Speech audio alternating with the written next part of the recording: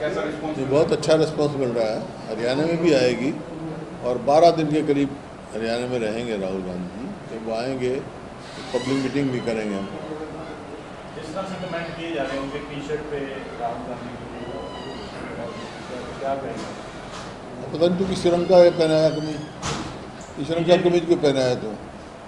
आप राहुल अब गांधी भाई मैं बता रहा हूँ, ये तो कोई बीजेपी कर रही है। अब मैं ये कहने लग जाऊँ कि इस रंग का कमीज क्यों पहनाया तो क्या मायने इसका? वो मायने थोड़ा है। राजनीतिक बात राजनीति के होते हैं। लोगों की समस्या लेके महंगाई के खिलाफ उसके लिए यात्रा कर रहे हैं, लोगों का रिस्पॉन्स मिल रहा है।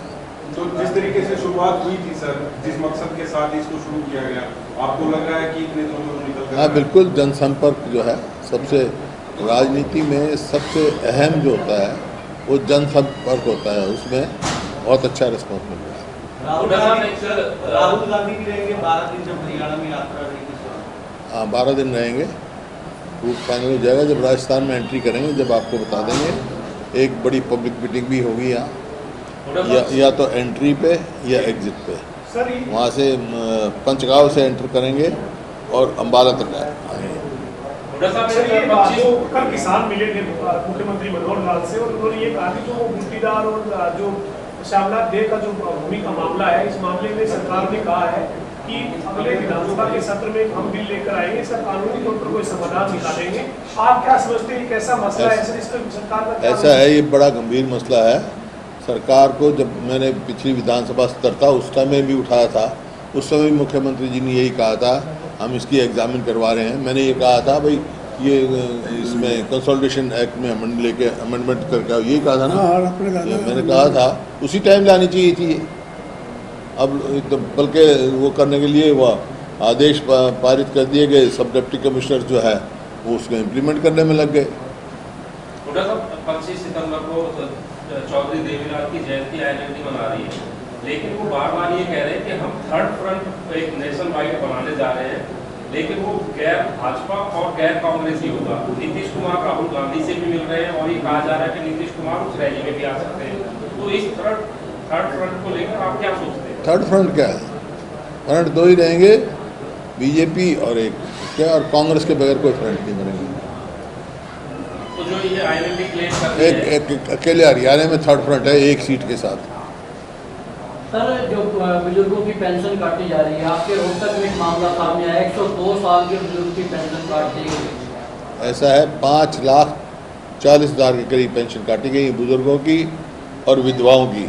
और हमने पहले ही कहा है ये जो पहचान पत्र जो है ये पेंशन काटू स्कीम है और कुछ नहीं है इसका, और कुछ नहीं। पहचान पत्र का नाम लेके पेंशन काट दी जाती है, जबकि सेल्फ डिक्लेरेशन होनी चाहिए। अब एक बुजुर्ग का एक उसका एक क्लर्क लगा हुआ है या कोई चपरासी लगा हुआ है, वो अपने बाप को देता है, माँ बाप की सेवा करता है कि नहीं करता है, लेकिन पेंशन काट देते हैं उसकी। ये गलत है।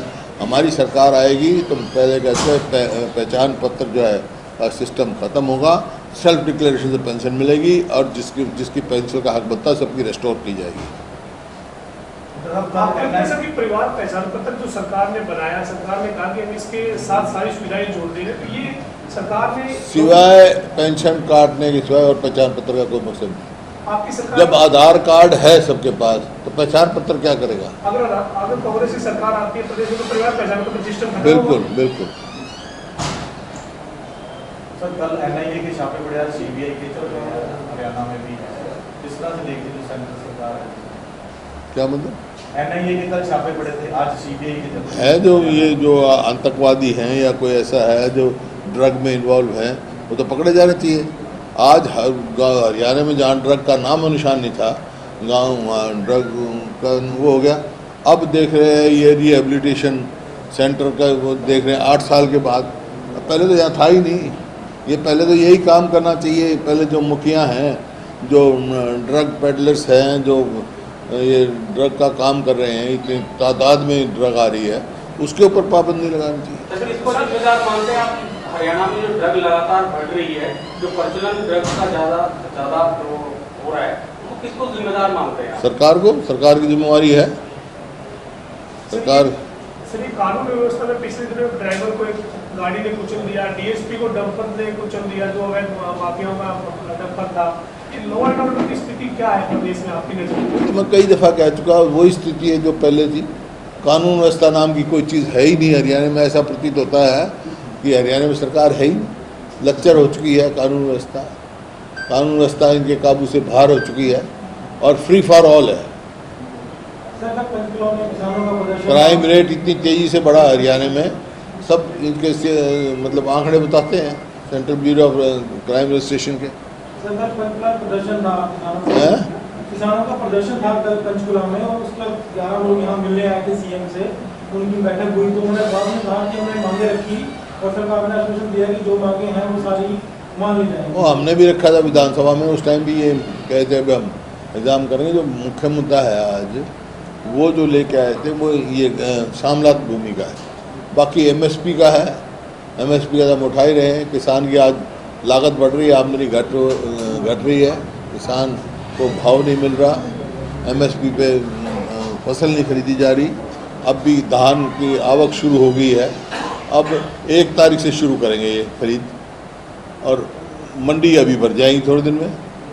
वो पोर्टल चलाएंगे, पोर्टल से कभी हुआ है, पहले भी तो धान बिकते थे लोगों के।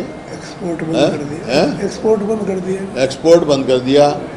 और जो ये अपना मोटा धान है उसके ऊपर 20% एक्साइज लगा दी।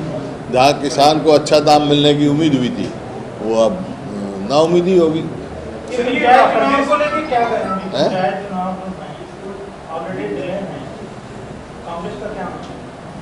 चाहे चुनाव होने चाहिए, ये जो इतने दिन नहीं रहा तो जब तो सारा मामला ख़राब हो गया।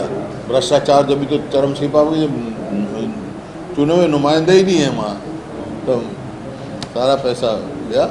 सर ये जो टीचर है इनकी सरकार ने पॉलिसी बनाई है, टीचर ट्रांसफर पॉलिसी, उसके बाद कई टीचरों में 100 किलोमीटर, कई पे 150 किलोमीटर तबादले हुए, कई ऐसे जनरल केस है।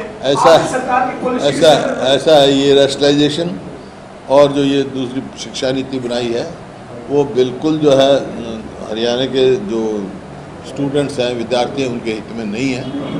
और जो भरनी चाहिए पोस्ट, 38,000 टीचरों की पोस्ट खाली है, वो तो भरी नहीं जा रही, बल्कि स्कूल घटाए जा रहे हैं। 4,000 के करीब जो है स्कूल उन्होंने घटा दिए।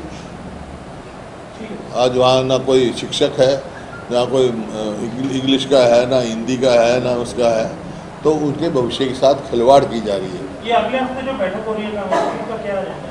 19 नंबर क्या की बैठक हो रही है, पीसीसी कॉन्स्टिट्यूट होगी, उसमें पीसीसी करेंगे। संगठन बन रहा है सर। हाँ, ऐसा है सुप्रीम जब कोर्ट सब हुआ था, मर्डर हुआ था, उसके बाद उसके परिवारजन की मांग आई थी। मैंने उसी समय बयान दिया था कि भी उनकी संतुष्टि करो, सीबीआई जांच के ऑर्डर करो। लेकिन हरियाणा सरकार की तरफ से बयान दिया गया गोवा को लिख रहे हैं, कोई मायने नहीं था इसका। भाई साजिश यहाँ हुई, यहाँ से गए हैं, तो हरियाणा सरकार को उसी समय सीबीआई को हैंड ओवर करना चाहिए था। जो ये डिले किया है इससे नुकसान होगा।